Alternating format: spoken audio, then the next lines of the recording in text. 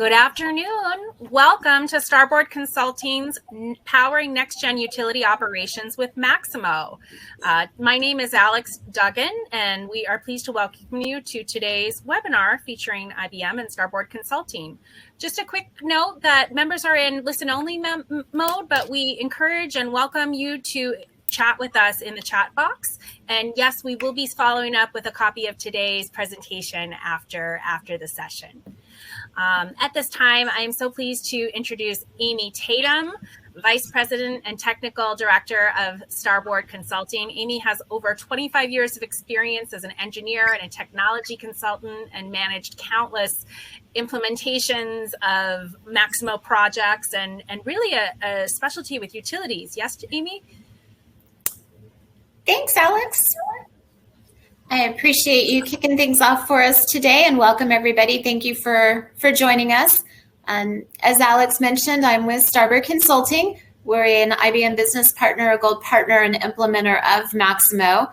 And I am pleased to be joined today by Terry Saunders, who's the IBM Worldwide Utilities Industry Leader. So Terry, you want to say hello? Sure. Glad that many of you could join us today. Happy to be part of this session today, really as a conversation about some of those things that face many of us in industry and certainly in utilities. I may have seen some of you a couple weeks ago at the Maximo World session, which was great. We had about 680 people there, so it was great to see some of my colleagues and most importantly, some of my friends. But they can be both. Welcome, Terry. And I was just looking at the chat. We've got people that have joined in from New York, Tennessee, Jersey, Dallas, all over the place. So excited to have everybody here today. And we'll just kind of jump right in. I mean, today's session is really just an opportunity for us to chat a little bit. And we caught up a little bit at Maximo World. It was a great conference.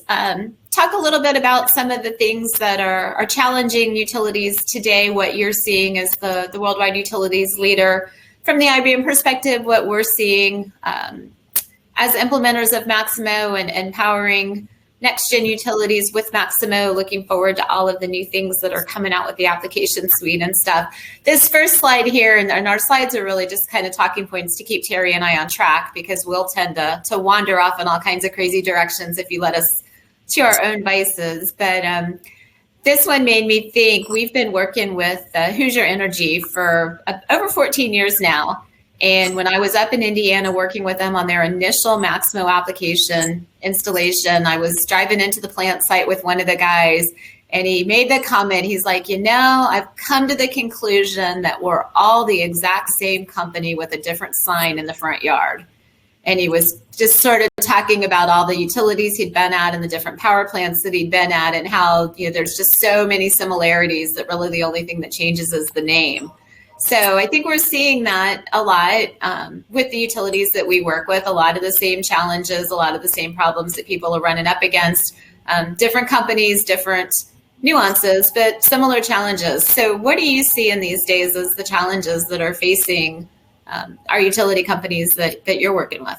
Yeah, so interestingly enough, I mean, yes, certainly in utilities, depending on the segment, whether you're in water, electric, and gas, you certainly face a lot of the common issues, but it will vary by the region that you're in parts of the world in terms of the investment in the infrastructure and maybe the scarcity of water or the preciousness of water, in some areas. The trends are the same. I mean, everybody is looking at, this drive to zero carbon. And all of us faced common challenges through this past year. And it really taught us, I think, many lessons. And it's actually, I think it taught many of the utilities how they can accomplish, with what's available to them. Practicing safety, which is root to all the culture of utilities. You see the wearing of the mask here, but how utilities were challenged, even in terms of numbers of people that could ride to a vehicle, maybe only one to a vehicle, where I often said you might have seen a work site where they had 3 bucket trucks sitting there. Sure. And that was because those are the vehicles that are available. So they had to really think very carefully on what work could be done and also how to protect their people to not, get each other infected, keeping people even sequestered on site.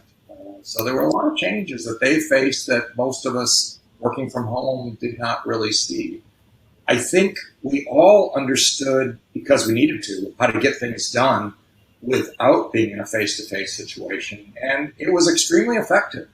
I was just, somewhat amazed how effectively I could work with customers and business partners around the world. And the real advantage was I was able to bring in resources and specialists into a working session that I could have never done in the traditional travel mode. So I could bring in someone who was an expert from Brazil, from Ireland, from Switzerland, from the UK, from across the US, from Canada, all into one particular meeting.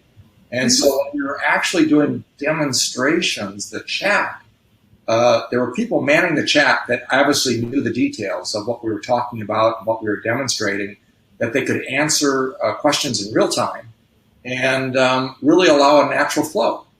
Yeah. So, and I heard stories of projects that were actually completed under budget and on time, because of this mode. So I think we've learned a lot to take a hybrid approach to the way we work going forward and take the benefits and, leave those things that were annoyances behind.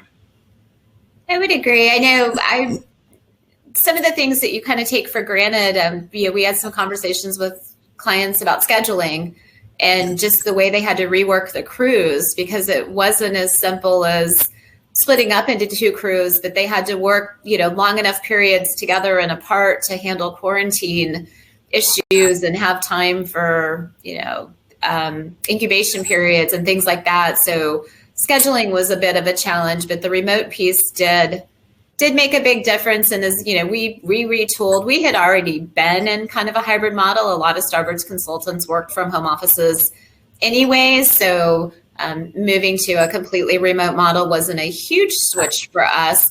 But you're right, there was that ability to bring in different people that maybe wouldn't have been participating on site and just have them on phone calls and things like that.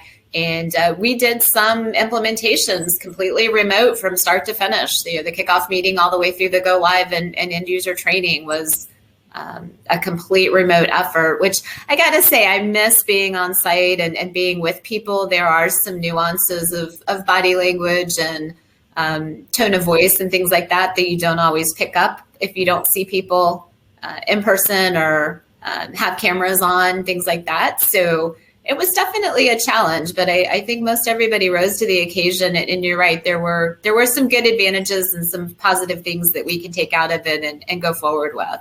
Right. Yeah. I think we learned what we can do and what's more effective, obviously. Yeah. In the room.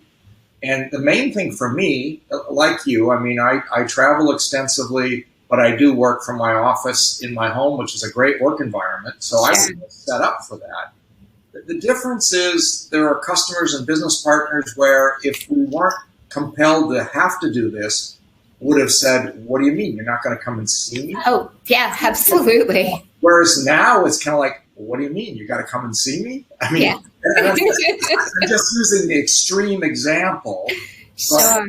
But, tonight I'll be on a call from 9 p.m. to midnight with Morocco in the Philippines. That flight to get to the Philippines, even under great conditions, is physically, quite a challenge, and it's 12 hours time zone difference. So that's this hard. allows us all to participate in that. Yeah, it's late at night, but it's certainly doable. Right. So, yeah. So to me, it's good, and now I'm looking at, anticipating what we can take forward. So talking about what we're going to take forward, and just the challenges that utilities face, and this picture is an interesting one, a little bit of a karma story. I saw a news article the other day where somebody had gone around the cones in the road and the workers because they were irritated at the traffic and wanted to get on by whatever the traffic jam was. And they ended up driving right into a sinkhole that had been formed from a main break. And it was just I'm like, oh, you just so deserved that. So I'm sure it was a pain for the workers that were trying to get the main repaired and get things back in service. But kind of served the guy right. But here's a list of just, some challenges I thought we could talk about a little bit. I actually Googled the challenges facing the utility industry today, and I found two articles, one from this just a few months ago and one from 2013. So it was interesting comparing the challenges, because a lot of utilities, I mean, for 100 years, that's been a pretty stable and unchanging business. But in the last, 10, 15 years, it's been rapidly changing. All the digital transformation that's going on, all the environmental factors, the aging assets, aging workforce, different things like that. So there's a whole list of them here on this slide. Let's just kind of pick a couple and talk about, and if some of the folks want to put some comments in the chat as some things that we should talk about. I'm going to start with safety, because I think that's core to utilities. Absolutely. In the industry. And utilities in particular face a large challenge because they're working in not always the same place, right? In unusual circumstances, new circumstances, yes, maybe a common repair or procedure, but every nuance could be a little bit different depending on what might happen. And they're going out in storm events, in not ideal conditions. So it really, it's the old swimming, always swim with a buddy.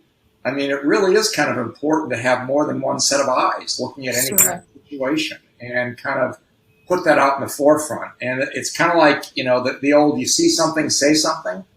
I mean, people need to be encouraged to be bold be cautious and thoughtful, because, some of these repairs and some of the equipment, frankly, can be very dangerous. But working together as a team is what it takes. So you probably can't say enough, and it's why every meeting typically starts, with some type of safety message.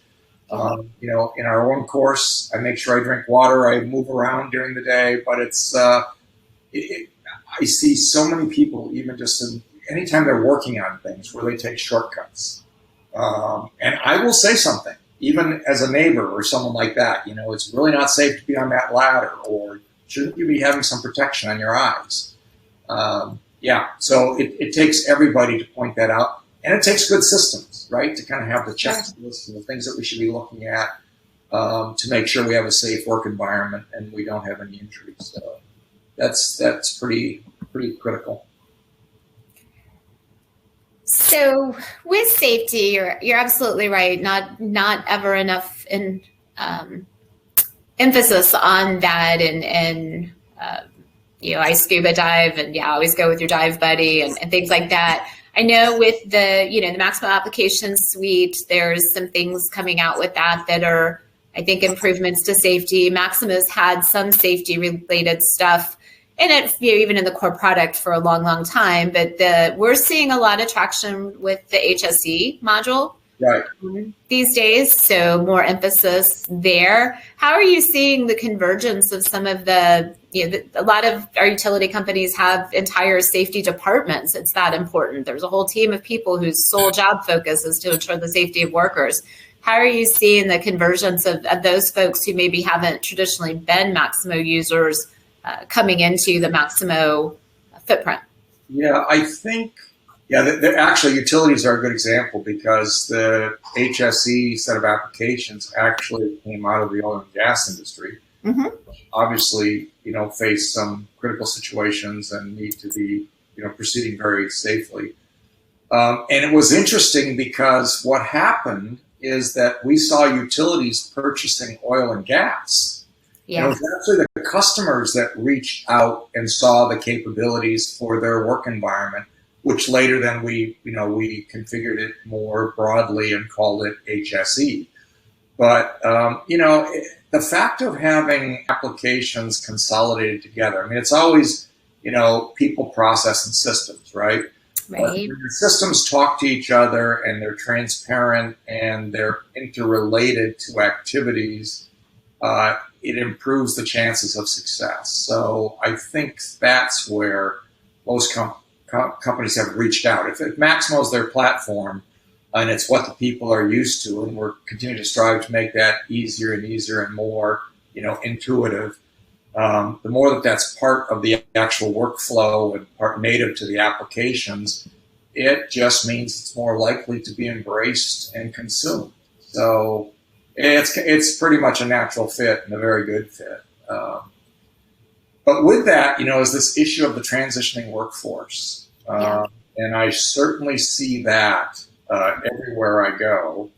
And it's pretty common that with every 5 people that might, be leaving the workforce and going into retirement, you'd be lucky to probably replace 3 of those people. So there's a real challenge to embrace how do we do things differently, yet more effective. Not just as effective, but more effective. And that's where I think, mobility, AI, what we're figuring out with condition monitoring, with sensors, with cameras, the old fundamentals or the basics are still very, very important. That whole thing of work identification, work planning, work scheduling, work prioritization, work execution, work evaluation. But on the work identification piece, we've got so much more available to us besides just the human sensors, right? Mm-hmm. That's still important. Having operators on the off shifts, walk around to check equipment, having that integrated, with engineering and with maintenance. But now we have, we've advanced with sensors, we've advanced with cameras, with visual inspection technology. So the benefit of time is what we're looking for, with what we might observe on identifying work or degradation of an asset. So, this whole transitioning workforce gives us an opportunity to see where does technology intersect to actually help existing and the transitioning workforce become effective and learn their jobs. Because it's a huge challenge. And so many people are attracted to the technology, in other jobs, right? And they want to just go off to school and play with what's fun. Most of them don't realize how utilities are very technology centric. They were the first ones that made a lot of their own software systems. They're always investigating with innovation centers. Mm-hmm. There's a large opportunity, and we probably need to do more to expose younger people to the opportunities that are within a utility, because it's a pretty interesting place to work. That technology specific utilities is actually how I got my start with Maximo, because when I came out of engineering school, I worked in the transmission and operations group of a local utility, and I ended up being basically IT support to the control center, working on all of the power line modeling programs and the SCADA system and all of those, because at the time those all fell under the operations group. They weren't controlled by a central IT group. The central IT people just did HR and financial applications and stuff, and that's where I switched over from electrical engineering to IT. Yep. Type activities, and then of course got into Maximo, and that was 20 years ago, so it's been a good run. But you're right, utilities have traditionally been very technology focused, and even as I was looking at some of the challenges facing utilities over the last 10 years to now, cybersecurity and cyber attacks and a lot of digital transformation were popping up as challenges facing utilities 10 years ago. Right. Already. So yeah, it doesn't get easier. No, it doesn't. But it's a pretty exciting space when you think about, the concerns for sustainability, our climate, the drive to zero carbon. Yeah. Those are all things that interest young people as well, that they can actually be part of that. But it faces real challenges with utilities on how do they manage some of these aging assets, which are operating, frankly, way beyond their design, length. And we just don't know, because the stuff was made pretty well. Right. In the days of slide rules and such. So it all got over-engineered at that point, because you didn't really know what you were getting into. Right. But we're not just going to tear down and replace, right? We've got to transition and evolve, to newer delivery models and to, to renewable sources while still having, base load there available. But there's a lot to sell to young people to get involved in utilities in this change. And I think it's one of the most exciting places. But, it is certainly one of the most challenging. Working with aging assets and the flattening demand that's happened in the encroachment of the, particularly in the electric industry, I would say, with, you've got factories putting up their own sources of energy. They could be putting up wind farms or solar farms. Obviously, Google, Amazon, they have their own, sources of renewables and that type of thing. But it's a heck of an opportunity, and now the demand is going to come from this transitioning across the world. We're moving to electrification, so the idea is how do we move further away from carbon? Obviously, I have 97% gas furnaces. I'm going to probably end up consuming, I hope, green hydrogen at some point. But it's not a quick thing. But as they move to electrification for heating and electrification for transportation, that's going to raise some demands on electricity, and the profile of where those loads appear are going to change. So it's a great place to be. It's a challenging place, but it's a great place to be. It really is. I was actually talking to somebody the other day. We had, for the folks that are on the line that are in Texas, you're all very familiar with Buc-ee's, and we've got a couple of them in Florida now, and we drove through one in South Georgia recently, and we were talking about, 100 plus gas tanks at this thing, and with the electrification going on in the automobile market, and some states have said that, no gas combustion engines by 2030 or so.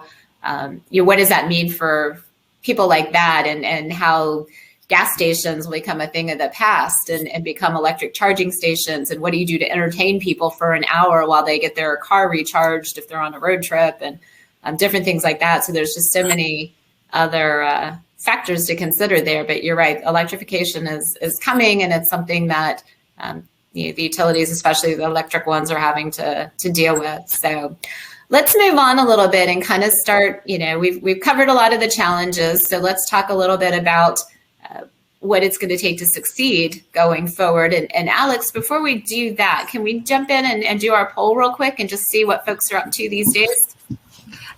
Yes, reading my mind, Amy. So in the chat box, we would love if you would just help us out. We'd love to hear a little bit more from you. What strategic asset management initiatives, which are most important to your organization in preparing for tomorrow? And if you don't see your option here, you're welcome to just type other into the chat box and let us know. We really want to, certainly asset health, a lot of aging assets we know. Looks like that far and away is the biggest. Yeah, mobile assistance as well. Yeah, I see a question in that chat. Pam put this up there about vegetation. Oh, yeah. Certainly in distribution, transmission, but certainly in distribution, this is a very large concern. I live up here in New England, and I was born and raised in Minnesota, born in South Dakota, raised in Minnesota. I thought it was green there. I'm telling you, New England's got so much green and tree growth, it's unbelievable. But how utilities keep up with it, it's a challenge. It's a huge challenge. And this whole idea of, satellite imagery, starting to understand tree growth, encroachment, and it's really a matter of prioritizing that trimming and that cutting, because there's no way you can do it all, and you wouldn't be allowed to even if you could. You can't clear cut. So it's a big challenge. And in electric utilities, most of the problems, outages, are related to storm events, which normally is some kind of vegetation, normally a tree encroaching on the wires, right? Right. So it's pretty huge, but there are technologies available, including what we're doing with the weather company that IBM acquired to help with that. But there's lots of different challenges there in terms of mainly prioritizing the spend. It's how do we use what we have in the best way that it has the highest return or highest result. Huge area. So it looks like from our poll results, asset health and predictive maintenance were the two front runners there. So let's talk a little bit about those items, and what folks need to do. So it's interesting, and I'll go back to the basics before we pile on to all the other things that can be done. But there's this very simple thing in Maximo of failure cause remedy, right? Where we can define buyer-specific asset classes. What are the ways that asset fails, and then related to that, what are the causes that could be, and then what is the actual repair and or remedy to that. Right. Now, the importance of that is far beyond those additional domains that are selected. And of course, they should be updated over time as we become more intelligent about the assets and how they fail and what we can do in terms of the repairs, so that we don't have people picking other, or so that we don't have people having to scroll down a big list. But Right. you don't want to have people putting in, just free-form text. So it's so much more efficient for the people doing the work to just select it. And of course, if you're going to start auditing or reviewing the results of it to have good data, it kind of requires that sort of that commitment, to kind of classify your work. So there's that. And then there's condition monitoring, which has also been in Maximo for quite some time. Long time. Where based on the conditions, you set the thresholds, whether it's temperature, vibration, whatever it might be that you're monitoring. And you can determine whether it's actually a warning or an alert, So do you have to just let someone know that this is, reaching or, going to a threshold, or do you actually need to dispatch people and send the work orders? So those tools have been designed there for quite some time. Now we've got the other side of it, where we've got, the cost of sensors going down. We've got simple things like cameras, which can be deployed in places, whether they're substations or whether we're looking at a water catch basin to see about debris that could be collecting and make sure that, we don't allow that to happen to a point where it causes issues with the customers and the area surrounding it. So there's a lot of these things that we can start to deploy, which again is this work identification piece of how do we make it, more automated, take advantage of technology, but all the way through to the evaluation. Because if you're going to start to predict, it really kind of depends on what we understand about the history of those assets, how they behave and what causes them to behave in certain ways, how much time do we have to react. And to me, the holy grail in all of this is taking every kind of job activity and say, how can we move that to be unconditional, only unconditional? So it's recapturing the labor hours that might have been spent on, time-based or or seasonal based in some cases, or operating hours. If we can move away from some of that, get agreement from our regulators, if that's, part of the roadblock there, when we know it hasn't been providing us the benefit, recapture those labor hours, put them to where they're most needed against critical work in the backlog or on the assets, and really focus on unconditioned. Try to determine with any particular, maintenance activity, is there a condition that will start to alert us when this might be necessary or it can be deferred. And these are not new things, RCM and everything else, but we really do have the tools coming together to allow us to do that. And it doesn't really matter whether you're using Maximo's APM tools. This whole Maximo application suite is really a platform. And the whole idea is that it's moving in a direction to do what Maximo has always done best. Help our customers consolidate, right? And Right. help kind of pull in the information. So Maximo has been a platform for a long, long time, and we've always thought of it as that. So the problem cause remedy one is an interesting one. I know we've worked with some clients, and I've fought long and hard about whether or not other was a valid failure code or not. And, often it ends up in the list, generally with a configuration that requires that you enter remarks. So if you do pick an other, then you have to give some explanation of what other is all about. You had mentioned earlier, though, the people, process, and systems. And I think where failure codes often fail is the process. Because if nobody is going back and reviewing those and doing a postmortem and understanding, why are we picking other, and when are folks picking the first thing off the list just because the list is too long, or things like that. And so you've got to be willing to commit to the process of improvement. So whatever you throw out there on day one is never going to be the end game. It's got to always be updated and changed. And even as your equipment changes, as new assets come on board, they come on board with new failures. Right. Things like that. So you brought up a very important management and human element on the people side. And that is, it's the old adage of inspect what you expect. And it's also that what gets monitored gets managed. Yep. It's shining a light on it. If you shine a light on it, people pay attention to it. So you're right. If nobody is looking at the data, is nobody inspecting the data, if no one goes out, even just does a routine, inspection of a completed job, these things actually cause all of us to perform at a higher, more attentive level.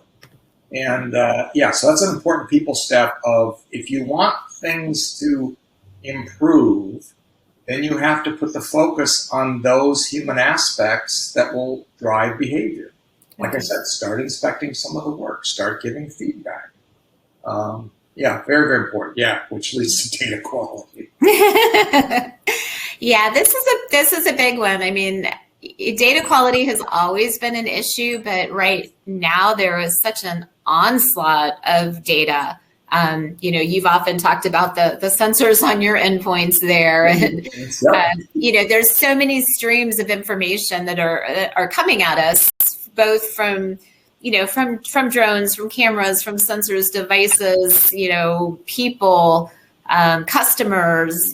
Everybody is putting information out there. I mean, data is huge. So the challenges with that, I think, are getting through all of that data and getting meaningful information out of it. And part of that is the consolidation of the systems, because if you've got, 3 different systems that are all monitoring different components of your plant or different assets, but they're not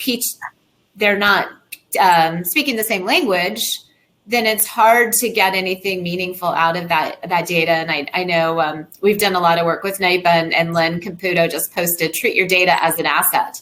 Yeah. And that is absolutely 100% true. And I think NIPA's done a fantastic job with some of their data quality, and have put some tools in place to be monitoring that, and are really putting in that feedback loop for managing data. Yeah, related to data quality, Pam did a presentation a few years back at Maximo World that really stuck with me. She started off by holding up the Wall Street Journal and the National Enquirer. It's like, is your data the Wall Street Journal or the Washington Post, or is it the National Enquirer? It's kind of like there's a lot of information out there, a lot of data, but is it valuable and is it good? Sure. And it takes it takes a scrubbing effort. We're all a result of our behaviors and our routines over a period of years. So the data is going to reflect that. But you don't have to boil the ocean. You might focus on critical assets. But yeah, you're going to have to scrub it, and then you're going to have to start collecting that information, which is valuable. And people need to see that you use it, right? Then they realize it's important to report it. Yeah, that's always been one of the challenges we've run into. You're doing implementations and introducing a new system or an upgraded Maximo, taking that out to the field users and asking them to collect information. In the old days, write down, but nowadays record on your device. What did you do? Enter the failure report, log your time, identify your materials, and things like that. And initially that was met with a lot of resistance, because there was a question of why. This is just going to take me more time. It's going to prevent me from getting in my truck and getting to the next job. What's the point? And I think if people don't see that, whatever they're entering in is something that's serving a purpose, it's being used by somebody for some reason, and B, what's in it for them? How is somebody entering this data today going to make their job easier, better, minimize their 2 a.m. call outs or whatever it's going to be in the future? And I think that gets back to the people side of things and helping people understand. We've always talked about Maximo training as being a process of training on the mechanics of the system, but educating on the why you were doing these things this way now, and what we're going to do with that information. Yeah, I mean, you made a point on our last discussion we had last week about the fact that people have to see what's in it for me. Mm-hmm. If you want me to change my behavior or do something differently, I need to understand how is it going to improve my life, my job. And you talked about that 3 a.m. call out. How would it be valuable to you if you were on the other end of that 3 a.m. call out and you've got to figure out who worked on this last, what was done to it. You're walking into a black hole essentially without that information. But yeah, people do need to see that. And this is where we can take advantage of technology, right? Mobility, mobile products, mobile offerings that allow us to report at the point of performance, right? We can easily report, click the failure cause remedy, whether right there next to the boiler feed pump, or right there in the substation, or right there at the compressor station, or right there at the pump. These things help because we know, it varies from place to place, but I know in my experience, a backlog, how much of the backlog is actually valid. And it's important to scrub that out, right? That we make sure that what's in there is real. Yeah, you've got to invest in people. Yeah. So let's talk a little bit about people. You made the comment earlier about for every 5 positions that might retire or leave for some reason, maybe only 3 might get replaced. Right. So there is an investment in people because those 3 of now doesn't necessarily mean the work has gone away, which means you're left doing more with less. So how do technologies like AI and AR and others really help bridge that gap between the number of folks that you've got on staff? Yeah, so there's a lot of things out there, a lot of technology, a lot of shiny things, and we can't afford to stumble on those that may not be right for us at a given time or for the business problem we're trying to solve. The first thing is start with a real use case, a real business problem that you're trying to improve, correct, save money, save time, improve safety, whatever that is, and if you lay out, this is why I often have referred to them as a, not necessarily a proof of concept, but a proof of value. So take incremental steps, of some specific use cases, and I guarantee that if you apply that together as a working team, you will make the adjustments you might need to along the way to solve that particular business problem and to deliver the value. And then that delivered value becomes documented evidence to continue forward, to continue the investment incrementally across the business. And this whole thing about people, I've heard all my life in my career about, older people versus younger people and their acceptance to change. And I don't know if I totally buy that. I mean, I think people just in general, regardless of their age, have some resistance to their routine or their change. Sure.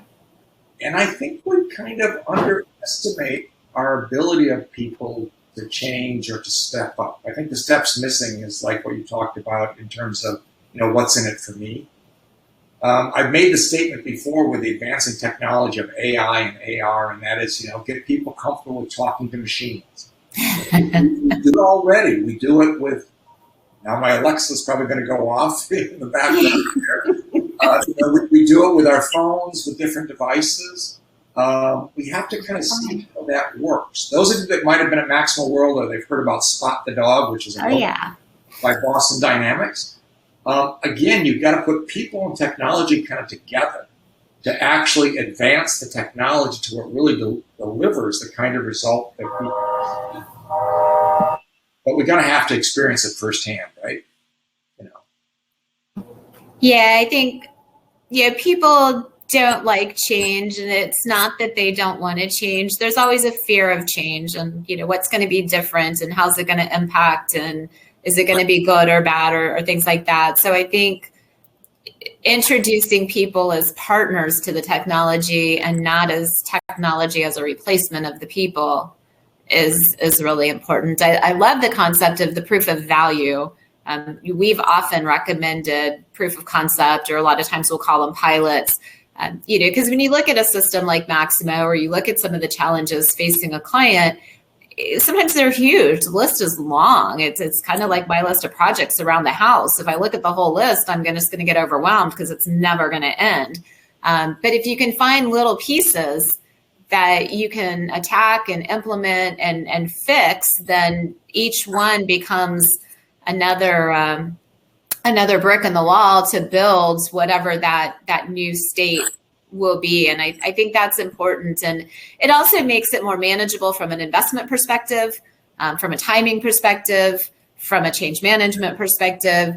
So we strongly encourage people to try proof of concepts or proof of values, as you call them. The one thing that we try to be cautious of with that is just making sure that no one pilot project like that takes you too far down a path that's in conflict with some of the other initiatives that might ultimately be on the roadmap. So it's important, and part of my job as a solutions director with Starboard is to keep that longer term vision in mind. Yep. And understand, at a more holistic level, what's the longer range goal, and then identifying kind of the tactical projects that we can implement one at a time to move towards that goal. So we never want to do something that's going to defeat the purpose of the end, but certainly moving in that direction. So I love the proof of value idea. That's a great phrase for that. And small steps are great. Just keep making. And having to prove yourself is great, because it really, puts a focus on the business value, which drives the whole thing. But sure. I'd also say make sure, so if you're in an environment with a bargaining unit, with a union, it might be the International Brotherhood of Electrical Workers or what have you, engage the unions, engage the people right away. I had this happen years ago working at different plants, and sometimes the first thing I did working at the plant was to sit down with the shop steward.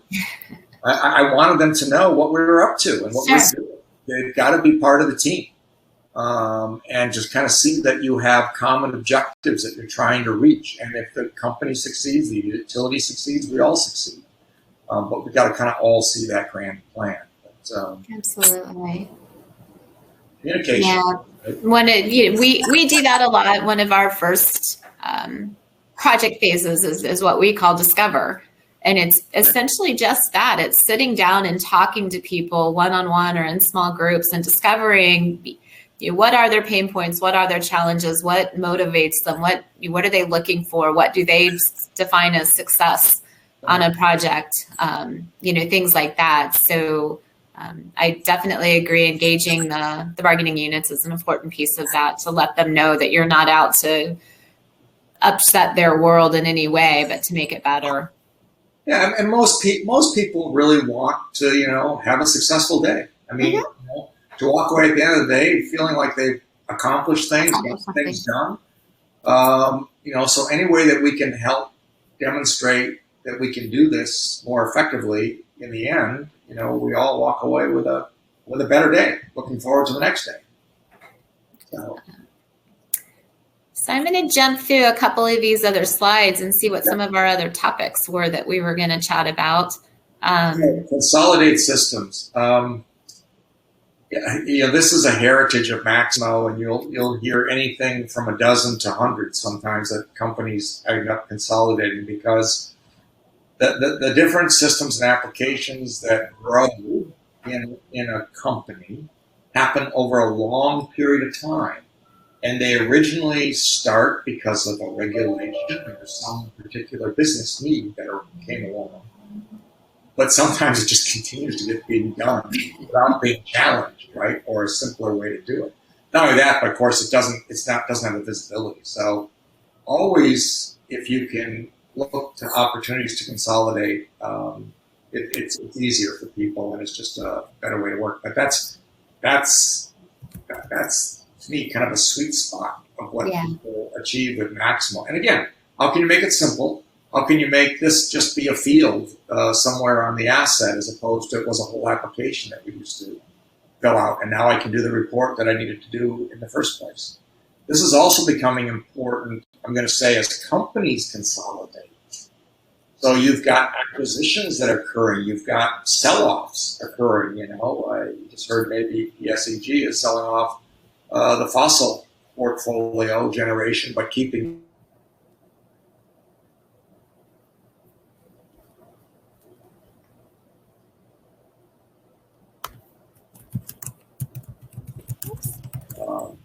and allows multi-service utilities that are electric, water, gas, wastewater actually work on the same platform, yet meeting their specific needs. So yeah, big stuff. Consolidating is important, and it's that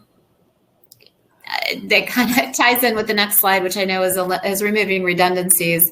We did some work with a client, and they had, I think, 47 different work management systems, and it looks like maybe we've lost Terry. I'm not sure. But they had 47 different systems, and we took printouts of the key data elements that were in each of those systems and got some color highlighters and put them up on the wall and just started crossing through where there were common threads of information, and the level of overlap that was in those systems was absolutely incredible. And we were able to consolidate that down and eliminate the majority of them down to just, Maximo and some key integrations with GIS and financials or OMS, things like that. So definitely consolidating is good. And then as this next slide talks about is removing redundancies, and that looks at the integrations. And the integration framework with Maximo is such a powerful tool. We've done tons of integrations to all kinds of different systems, and whether it's onboarding some of the condition monitoring and assessment data that we were talking about earlier, tying in with GIS for spatial representation of assets and work management, all kinds of different stuff there. So Terry, it looks like you're back. I think you left me for a couple seconds there. Yeah, I guess it just took my pretty face off for a while because I thought my connection wasn't as strong, but it knows better than I do, I guess. But yeah, this whole thing about, the integration framework, the interoperability of all systems is so important because, utilities are running hot 7 days a week, 365 days a year. These applications, appear or grow over time normally because of some business need. But yeah, we do need to look for redundancies, and the integration framework allows systems to interoperate. But of course, the best thing is if you don't need something, get rid of it. That framework can be very good for that. And keep focused on the business, I guess, is the bottom line. I know one of our guiding principles with integrations is, or a couple of them, one of them is, let the systems do what the systems do best. Right. So, don't try to put a square peg in a round hole, so to speak. And then also, again, back to being focused on the people, keep the people in the systems that they use best. Right. So if somebody's a Maximo user but needs a little bit of financial data, bring that data into Maximo. Or if somebody's an accounting person that just needs a little bit of information from Maximo in order to approve an invoice or validate something, push that data over. So we try to always look at those integrations from a higher level view of what are the systems good at. I mean, Maximo's been around for 30, 40 years now. It's been designed to do what it does with a lot of feedback and input from customers over the years. So, let it do what it does and then integrate to fill in any gaps with other systems that might have different focuses. Yeah. I mean, Maximo, we've always been about assets in the work. Mm-hmm. And that's our core. And the only thing that's changed is now we're supporting more of the entire asset life cycle, but it's still about the assets and the work. That's our focus. So yeah, you're going to integrate to HR. The one thing I do encourage companies a lot, particularly when they first start to embrace Maximo, is I encourage them to take a very hard look at the supply chain. Yeah. Because the supply chain development in Maximo totally was driven off of MRO, Absolutely. right? Their parts and the assets. So many of the ERP systems, their supply chains really have they really grew out of manufacturing, meaning, parts to assemble end products to deliver to their customers, and not as much focus on the assets themselves, which is what the utility is all about, is the assets generate the revenue. So I encourage that a lot because of two things. One, it's really focused on that need for assets, for MRO, but also it simplifies the integration a great deal. Absolutely. Yeah.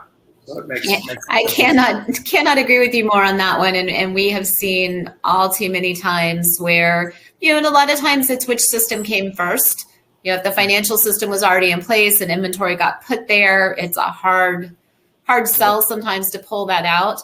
But absolutely, even when you look at the language of some of the ERP systems, as far as, they don't call it an inventory reservation, it's an item requirement or something like that. Even just the wording definitely tells you that their focus is on that manufacturing, bringing the pieces and parts in to get this product out the door and what are the expected orders coming in from customers. And that's just a very different philosophy and inventory approach than MRO, where you're dealing with critical spares and keeping your assets running and things like that. And I think when you look at the percentage of spend in an asset intensive industry like a utility, 80, 90%, if you take fuel out of the factor, is on MRO.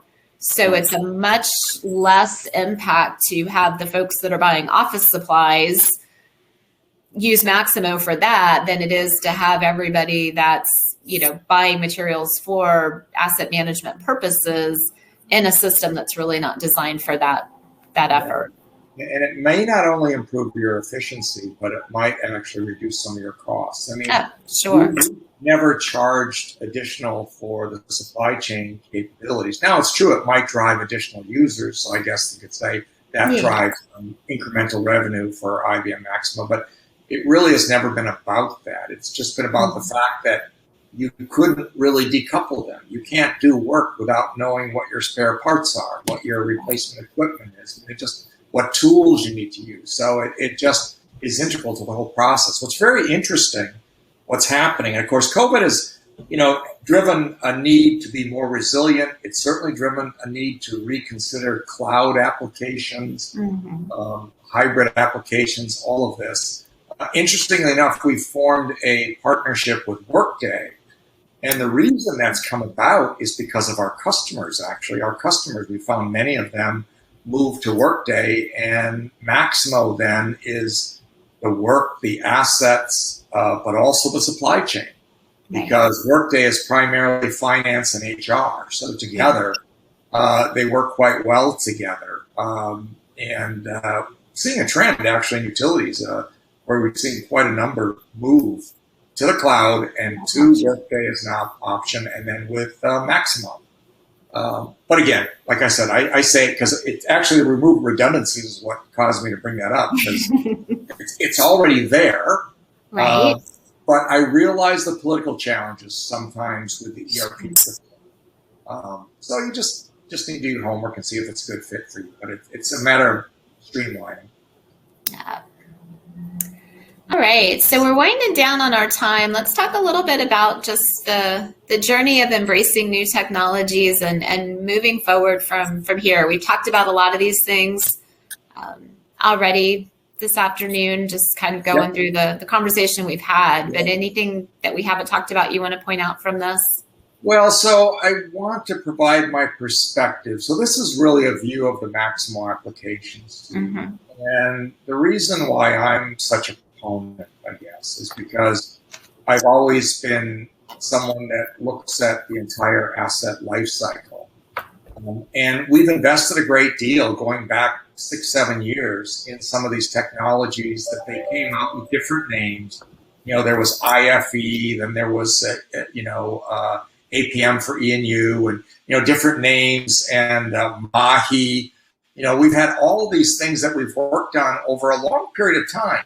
And here was an opportunity to bring this all together under one portfolio, one set of applications, one suite, to allow our customers to grow their business over time to optimize. I mean, that's kind of the simple way of looking at it. So, and it recognizes that there are other players in the enterprise that might be, inputting to some of this. So when you look at taking Maximo of everything we knew as manage and you go to monitor, well, utilities already do this today. They've done it for years, for decades. The only thing that's changed, because it's, it's big stuff. It's critical. It can be dangerous. But now we're saying, whether it's SCADA systems or whatever else, can you parse that data, get the important data, and really get rid of what we call control room fatigue, or alarm fatigue, to use AI to identify the anomalies. What are the things that we should be paying attention to that actually should cause an alert that would launch a condition? But there's no magic in there. It's just a matter that it's a platform, and we can embrace what you have to help you, again, identify what needs to be done. Mobility, I'm pretty excited about that, because we're back to where we were, meaning it's called Maximo Mobile again, and that's what we called it before. We've learned a lot along the way. We've done some great work with Anywhere, and we've done some great work with Every Place, and it still is widely used when you can just use a native connection. But I love the way it's been put together with a simple look and feel, and the configurability that goes to that. So I see great hopes there, because most all of us work mobilely in some way, so we all can benefit from that work and get to the point of performance. Digital twin will grow over time. I like to think of digital twin more as a community, meaning this is not just a chance for original equipment manufacturers to share data or to share their AI models or what have you. It actually could be a chance for us to share best practice job plans, best practice asset information, best practice scheduling. We can use that as a community. You have to check. Or you can, but people can share information, data up there with other users in the same segment. So lots of chance here to grow to this ultimate nirvana of, can we predict? Right. And there will be places where we can, and there will be places where we'll fail. But it's actually the right set of moving parts, I think, advantage of what have we already invested in, and how do we, migrate along this journey to better understand the state of our equipment, and when we should dispatch people and touch it, and when should we leave it alone. Yeah.